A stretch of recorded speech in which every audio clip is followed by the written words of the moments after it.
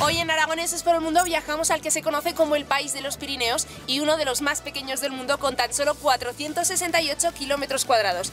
Algo así como Alcañiz. Bienvenidos a Andorra. Os he traído a la Casa de la Vall, que es el antiguo Consejo General de Ministros, y desde este edificio se creó todo el centro histórico de Andorra. Esta es la sala del antiguo Parlamento, es el Parlamento más antiguo de Europa. Aragoneses por el Mundo, bienvenidos a Andorra. Un país que ha pasado de vivir de la siderurgia y de la agricultura sin apenas recursos a tener una renta per cápita de casi 40.000 euros. Al andorrano le gusta tener buen coche, si puede ser que corra bastante. Mi medida y, por supuesto, mi cachirro de las Fuerteventura. Aunque si por algo es conocido Andorra, es por lo barato que sale venirse hasta aquí de compras. Bueno, en Andorra ten en cuenta que tenemos un IVA reducido de un 4,5%. Frente al 21 de España. Un teléfono que en España valdría 1.429, aquí lo vendemos a 1.269. Y el esquí, como no podía ser de otra manera, es uno de los principales atractivos turísticos del país. Las últimas navidades vinieron más esquiadores a Andorra que todas las estaciones de España. ¡Aragoneses por el mundo! Ya ven que esta vez no nos vamos muy lejos, pero es mucho los que le tenemos que contar de este pequeño paraíso en mitad de los Pirineos.